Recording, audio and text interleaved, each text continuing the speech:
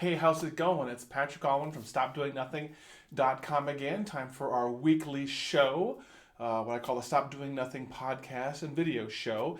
We are on episode 14, and I want to, first of all, thank you for continuing to listen to all the episodes. Hopefully, you've made it through episodes 1 through 13 at various points in time. We've been going now for quite a while. I just kind of space them out, but I'm getting more consistent about them. And I would also remind you that you might be watching this on YouTube. And if you're on YouTube, we're also over on Stitcher and SoundCloud and in iTunes. So you might want to go over there and subscribe to the podcast so you get it wherever you go. And for you podcast type folks, for those of you that are listening already on Stitcher and SoundCloud, this is also a video over on YouTube. So go to youtube.com/Patrick Allman or go to one of my many websites and look at my YouTube channel, and you'll see that there is a video of this also. We try to do this weekly on Thursdays and get the broadcast out to the world actually on Fridays. And again, this is episode 14. And I thought I'd talk a little bit more about athletic and physical things this time. And so the title of this one is going to be 5 reasons why I want you to get off your butt and get to the gym or do some kind of exercise today. Exercise is one of those really interesting things because we all know we need it, but it's also usually one of the last priorities in our lives. Whenever we have things come up where we need to handle work or handle family or handle business or handle car stuff, the one thing that always gets sacrificed is exercise. And to me, that's really somewhat of a tragedy because it's one of the things, in my opinion, that I've learned over my life that you need more than anything else. And I understand there are plenty of reasons why you can't do it. You may be sick, you may have an injured body part, it just may be the wrong time. And so I know there's always a good reason sometimes when people don't make it to the gym, but I also think sometimes people don't make it a priority. And so they always make it the lowest priority, other things become priority above it. And I'm going to tell you that I think it's something you should make a high priority, and I think you should make it so it takes very few things to keep you from some kind of physical activity every single week or some kind of physical exercise. The way I've learned to do it, and you may adopt this, you may choose to do it a different way, but I have put it as a repeating appointment on my calendar every Monday, Wednesday, and Friday from 6 to 8. And what I do is I have reminders set up ahead of time, and I plan my work schedule and I plan my eating schedule around my gym time. And I've basically, whatever I'm doing work-wise, whatever I'm doing personal-wise, unless it's an extremely high priority and something has to get out, that's when I stop. I stop at 5:30. I get a last-minute bite to eat. I fill up on water, which you need to exercise, and I head out the door somewhere between 6 and 6:30, and I am there exercising.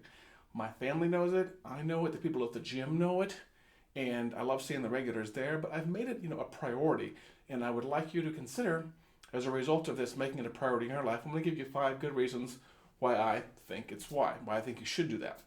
The first one, and by the way, I'm going to ignore the obvious reasons. If this were a normal podcast or a normal broadcast, people would say, oh, you got to do it because it's good for your heart, and it's going to make you live longer, and things like that. And yeah, those are the obvious ones, but I'm going to give you some that are maybe not so obvious, or ones that maybe you haven't thought of before. So the first one is, it's something you can do that's different, and most people don't really go to the gym. And I bring this up because a lot of people are looking for ways to stand out in the world or to do something different or do something from their peers. And the majority of just about any country in the world does not do any kind of regular physical activity. I have to admit, in the information-based world and a knowledge-based world, we've come more used to using our fingers and our brains than our actual bodies to get things done. And as a result, you see a lot of countries, even especially my country, the US, it result in an epidemic of just being very unhealthy. And the reason for that is just because we just don't take care of ourselves, whether it's eating on the front end or exercising on the back end to fix the back end. And so if you don't want to be part of that epidemic, if you don't want to be part of that massive group of people that becomes overweight and are dragging down the numbers and are dragging down the statistics, you know what? The first thing you should do is consider going to the gym and bucking the norm, bucking the trend. Don't become a statistic. Don't become that person who has, their first heart attack at age 32 and keels over at their desk at, age 40, 41 because they just didn't take care of themselves. That's the kind of person that, makes it a low priority, and they'll get to it, and all of a sudden it's not really a priority anymore. It's not really a low priority. They have a heart attack, and all of a sudden, first of all, they don't make it out of the heart attack, or their doctor says, you know what, eating right and exercising is no longer an option for you. You must do it. So it's a good thing to buck the norm, do it now before you absolutely have to do it. And I guarantee you, after you have your first heart attack, you will be in bad shape, and you won't even be in the greatest shape to exercise. So that's the first one. Buck the norm, do something different. The second one, which is one of the main reasons I do it, to tell you the truth, is the fact that I am stuck in front of a computer all day, and at a certain point in time, it builds up a lot of stress for me, and I need to get away. I need to do something that's non-brain related, non-intellect related. And that's one of the main reasons I go to the gym, is to stop using my brain for the marketing development that we do for people, for the marketing strategy, for all that stuff. I just need a break from all that brain stuff, from looking at a dry erase board all day long, or website content, or marketing funnels, or landing pages, or for all that stuff. I look at that stuff all day long, from the moment I wake up until the moment I go to bed sometimes. And I think it's good for me, and it would be good for you if you're in that same kind of industry or any kind of intellectual industry, to give your brain a break. The nice part about going to the gym is I can almost shut off my brain, if that makes sense, and I can basically just focus on what it takes to lift something, or jog, or bike, or whatever it is. I can do it almost automatically. I can give my brain a rest and let my body do the work. Now, there is a certain part of exercising that does require your brain, and it is, mind over matter and things like that. I completely understand that.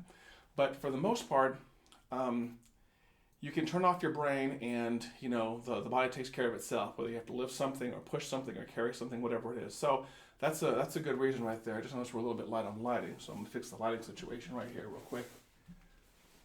I normally have a lot of natural light, so hopefully that'll fix the lighting situation. Sorry about that. The third one is, if you're the kind of person who likes to stretch themselves and make goals and do something different, exercise and physical activity is a great place to start with that.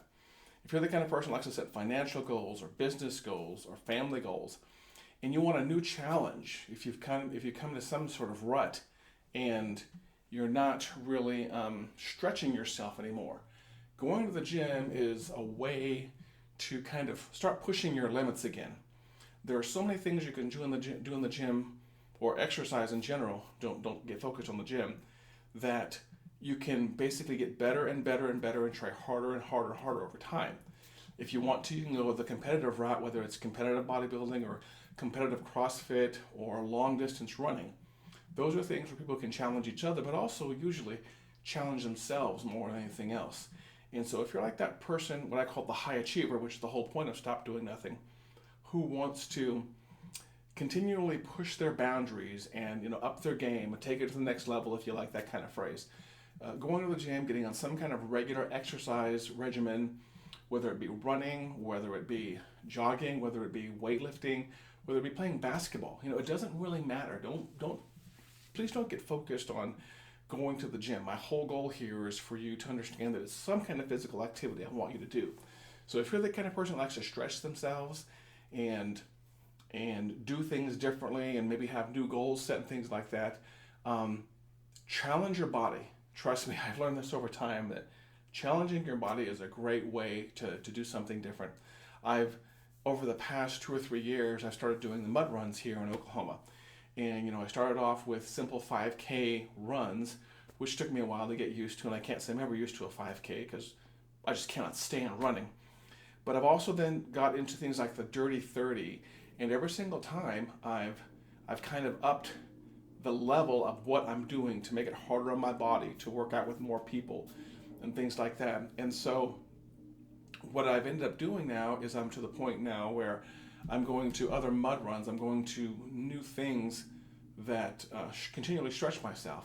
And I was just working out and checking out the other day in June, here at the end of June in Oklahoma, There's another mud run coming up, and it's one of the harder ones I've ever seen before. It's a 4-mile one. I think it might be the Conquer the Gauntlet. It's got some obstacles I've never seen before. It's going to be muddy. It's going to be outdoors in the Midwest in the middle of summertime. That's always fun. And that's going to be my next challenge. And so what I'm doing right now is I'm recording this in the beginning of April, but now I've got a goal, which is something that wasn't even on my list, is setting these goals. I've got a goal in June where I have to get ready for this. So I've got to start working on my aerobics some more.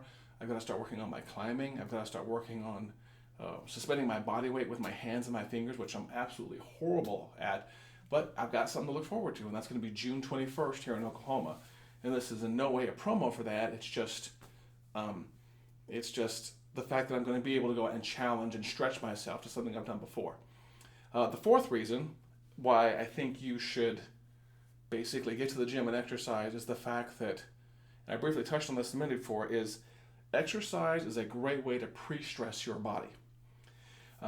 One of the main reasons of heart attacks or other physical ailments in our society in 2014 and for many decades is stress. Stress makes the blood pressure go up, makes the heart beat faster, causes heart attacks, causes various other ailments in the body, causes organs to fail. It causes things to get off balance, and we go to the doctor and we end up having to get various pills and other medicines to basically get our body back in balance. And the worst one out of all those is a heart attack. When you all of a sudden stress your body out, whether it's through some kind of physical activity or unplanned physical activity, or something in work just kind of stresses you out, or something family related, your body goes into stress mode and the blood pressure shoots up and you can have a heart attack. And I like exercise because basically I'm voluntarily stressing my body when I want to, how I want to. And the reason I like that is because when I stress my body and exercise, when I say, from 6 to 8 o'clock, I'm going to purposely lift something heavy or purposely bike a long distance or something like that, I have control over that, and I can slowly over time ramp that up. But I also know that when I do that, that's probably going to be the most stressful thing that happens to me on that particular day. I've gotten into rowing recently on the rowing machines there, and I like to row in the morning. I like to row 2,000 meters, and my gym opens at 6 o'clock. I like to be at the gym right at 6, if not 6:15, and I get on that rowing machine and I hit that 2,000 meters. It takes me about 15 minutes or so. And it's hard, and it's not the best thing in the world, but I know it's needed. But the stress I put on my body when I'm on that rowing machine, rowing those 2,000 meters, first of all, I'm putting it on early in the day, and I know that save some kind of emergency coming up, a car accident, something unexpected in the family, something financially unexpected that happens, that is going to be the most stressful thing that happens to me on that particular day. And I controlled it, I planned it, I put it in my schedule. And so I get to plan my stress. And when I do that, when the actual stresses come along, to tell you the truth, they're not really that bad.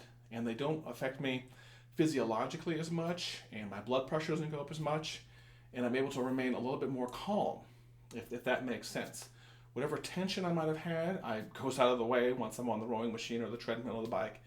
And it allows it so if something stressful does come up, I have a better way of dealing with it, and getting my breathing under control, getting my muscles get tense when I get under control.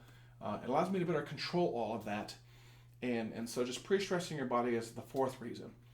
The fifth reason is maybe a little bit selfish, but I like the fact that at the gym I'm actually out networking. I do plenty of business networking. I do it online. I do it in person. But there's a different kind of group of people you can meet when you're at the gym. And you have the chance to meet people who have a common hobby like you do. And it could be running, it could be weightlifting, it could be basketball, it could be racquetball. I'm a big racquetball fan. I'm horrible at it, but I enjoy watching it. I enjoy playing it. You get to do some of that networking, which is crucial to your personal growth, crucial to your business growth, crucial to other things where you might want to expand your network and meet some more people.